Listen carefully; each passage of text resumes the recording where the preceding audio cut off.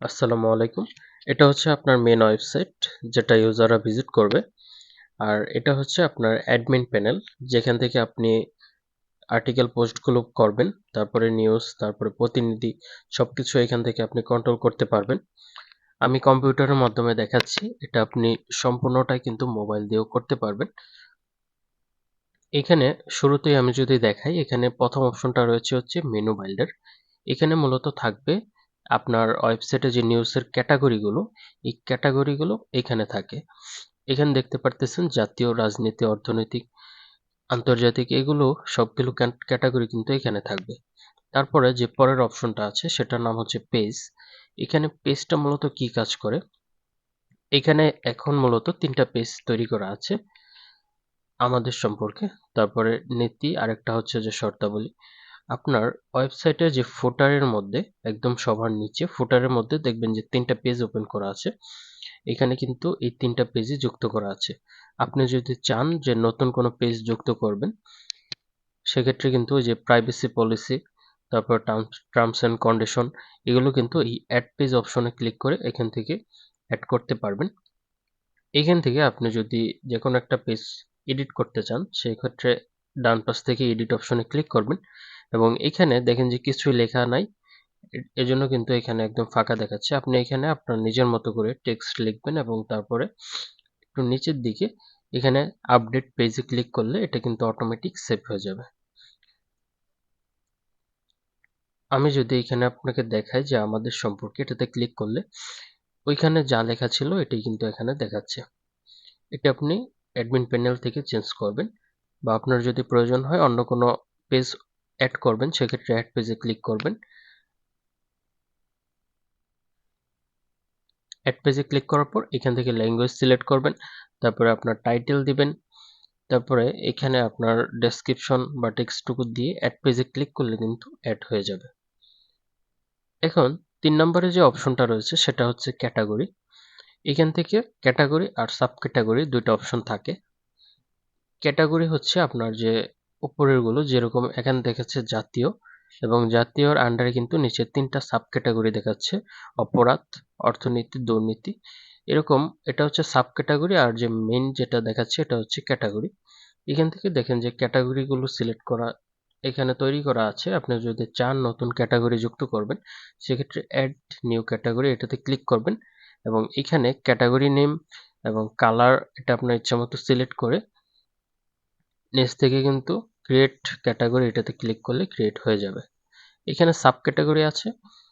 আপনার sub category গুলো হচ্ছে আপনার ক্যাটাগরির আন্ডারে যেগুলো থাকে, এখান থেকে আপনি চাইলে সাব ক্যাটাগরিও নতুন যুক্ত করতে পারবেন। তারপরে ৪ নম্বরে যে অপশনটা রয়েছে সেটা হচ্ছে অ্যাড পেজ।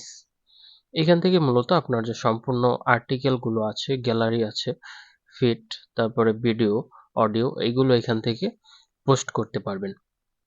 আপনি যদি ওয়েবসাইটে যান, এখানে অনেকগুলো আর্টিকেল আছে, এবং যদি একদম নিচের দিকে যান, এখানে দেখতে পারতেছেন যে ভিডিও গ্যালারি। এখানে মূলত আপনার ইউটিউব চ্যানেলের যে ভিডিওগুলো আছে, নিউজ ভিডিওগুলো, ওইগুলো এখানে আপনি দিবেন। তারপরে নিচের দিকে দেখেন যে এখানে কিন্তু অনেকগুলো ইমেজ আছে।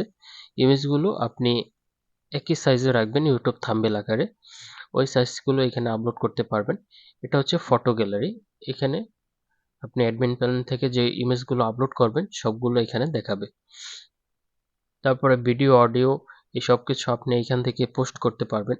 আপনি যদি এখান থেকে আর্টিকেল অপশনে ক্লিক করেন, দেখতে পারতেছেন যে আর্টিকেল এই উপরে ল্যাঙ্গুয়েজ সিলেক্ট করবেন, তারপরে টাইটেল, এখানে মেটা কিওয়ার্ড। মেটা কিওয়ার্ডটা মূলত আপনার যে পোস্টটা আছে এটা ওয়েবসাইটে বা গুগলে র্যাঙ্ক করানোর জন্য ব্যবহৃত হয়। এখান থেকে মেটা কিওয়ার্ড, শর্ট ডেসক্রিপশন, তারপরে ইমেজের যে ক্যাপশন আছে এটা দিবেন, তারপরে আপনার নিউজটা লিখবেন এবং এখান থেকে ক্যাটাগরিগুলো সিলেক্ট করবেন, সাব ক্যাটাগরি সিলেক্ট করবেন। এখান থেকে মূলত আপনার নিউজের যে ইমেজটা আছে এটা আপলোড করে দিলে নিচে আপনার সেভ অপশন আছে, অ্যাড পোস্ট, এটাতে ক্লিক করলে কিন্তু পোস্টটা হয়ে যাবে অটোমেটিক। তারপরে আরেকটা অপশন আছে সেটা হচ্ছে জেনারেল সেটিং। এটা মূলত আপনার ওয়েবসাইটে যে লোগোগুলো আছে, কালারগুলো আছে, ওইগুলো আপনি চেঞ্জ করতে পারবেন। এখানে দেখতে পারতেছেন যে ৩টা কালার দেওয়া আছে। একটা হচ্ছে, এটা হচ্ছে ফুটার কালার, অর্থাৎ যে সর্বশেষ ওয়েবসাইটের নিচের যে ফুটার মেনুটা ওইটার কালার। এখান থেকে প্রাইমারি কালার, সেকেন্ডারি কালার, এটা আপনার ওয়েবসাইটে যে কালারটা আছে এই কালারগুলো এখান থেকে আপনি চেঞ্জ করতে পারবেন। আর উপরে রয়েছে ওয়েবসাইট টাইটেল, এটা হচ্ছে ওয়েবসাইটের নাম। এখানে ফেসবুক পেজ ইউজার নেমটা দিতে বলতেছে। ফেসবুক পেজটা হচ্ছে এই যে এখানে দেখতে পারতেছেন যে এখানে উইকমোশন আমার পেজের লিঙ্কটা দেওয়া আছে। আপনি আপনার যে নিউজের পেজ আছে ওই পেজের ইউজার নামটা এখানে দিয়ে নিচের দিকে এখানে সেভ করে দিবেন। সেভ করে দিলে কিন্তু অটোমেটিক এটা সেভ হয়ে যাবে। তারপর এখান থেকে আছে লোগো। লোগোতে আপনি লোগোগুলো চেঞ্জ করতে পারবেন, ফেভিকন, এগুলো সবকিছু আপনি কিন্তু চেঞ্জ করতে পারবেন। এখানে ফুটার অপশনে আছে হচ্ছে আপনার পাবলিশারের যে রিপোর্টার তাদের নামগুলো।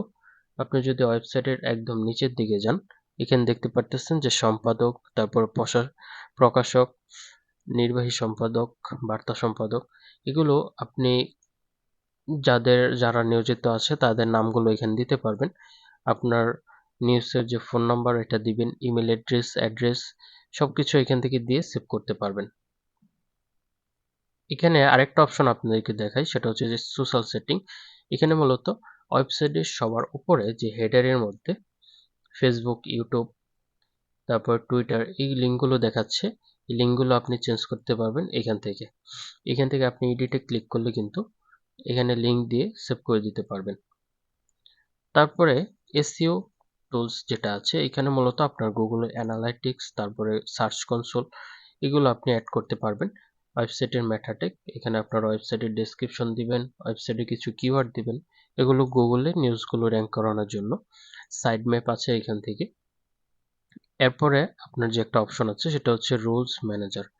এখানে কাজটা কি, এখানে মূলত আপনার যে নতুন ইউজার যুক্ত করবেন বা প্রতিনিধি যুক্ত করবেন তারা আসলে কি কি কাজ করতে পারবে সেই প্রসেসটা। আপনি যদি একটা অ্যাডমিন প্যানেল সম্পূর্ণ দিয়ে দেন সেক্ষেত্রে কিন্তু তাদের সম্পূর্ণ কন্ট্রোলটা পেয়ে যায়। আপনি নির্দিষ্ট কন্ট্রোল দিতে পারেন যে প্রতিনিধিরা শুধু কিন্তু পোস্ট করতে পারবে, তার বাইরে কোনো কাজ করতে পারবে না। এখান থেকে প্রতিনিধি অ্যাড করার জন্য আপনারা চলে যাবেন হচ্ছে ইউজার ম্যানেজ, নিচের দিকে এই অপশনটাতে। এখান থেকে ইউজার একটা অপশন পাচ্ছেন, এটাতে ক্লিক করবেন। এখানে মূলত যে প্রতিনিধিগুলো আছে তাদের লিস্ট দেখাবে। আর অ্যাডমিনিস্ট্রার হচ্ছে আপনি নিজে যে অ্যাডমিন, এই অ্যাডমিন ইউজার পাসওয়ার্ডটা আপনি কাউকে দিবেন না, কারণ এটা আপনার নিজের ব্যক্তিগত বিষয়। এখানে কিন্তু এটা দিলে সম্পূর্ণ ওয়েবসাইটে কন্ট্রোলটা পেয়ে যাবে।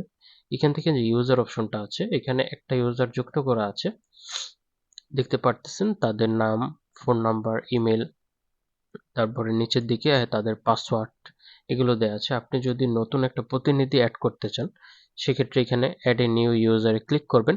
এখানে তাদের ইমেজ দিবেন, নেম দিবেন, ইমেল দিবেন, ফোন নাম্বার দিবেন, তারপরে তাদের পদবিগুলো দিবেন, পাসওয়ার্ড দিবেন এবং ক্রিয়েট ইউজারে ক্লিক করবেন।